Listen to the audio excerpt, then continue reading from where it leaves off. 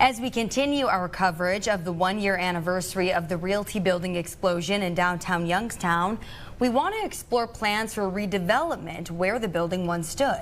We're hearing for the first time from property owner Brian Angelilli on what the tentative plans are for the space. But will it spur much-needed economic development in the city? Sydney Canty has reaction from neighboring businesses.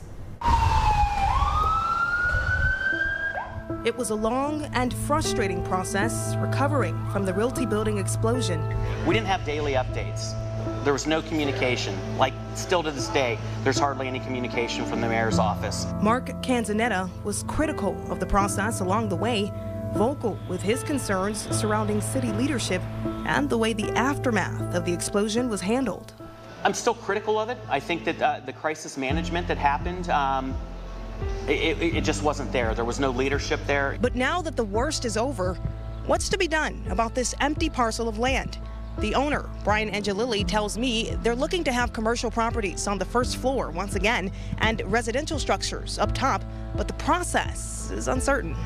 Angelilli declined to go on camera until information is solidified, but says they're currently working on getting a lot agreement for parking.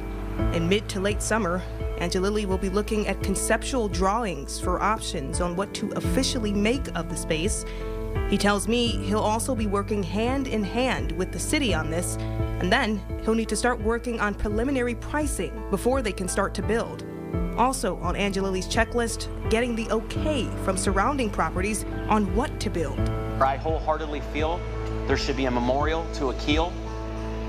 He lost his life in that tragedy.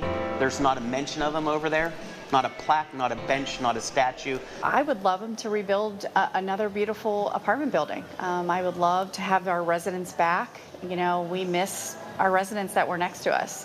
You know, they were frequent people that came over here or sent their families over here. But the major consensus around here is parking. That's the biggest thing. When people come down, they're like, okay, where the heck do we go to park now? You know, because some people don't want to pay the fee in the lot, and I get it, I understand. And it's way less than you would pay in a larger city like Cleveland or Pittsburgh. But still, some people want to park on the street. It's just not available. Although there hasn't been any physical movement at the site since the building came down, Angelilli says they're getting there, and it'll take time, but they're committed to doing this. With more local news, I'm Sydney Canty.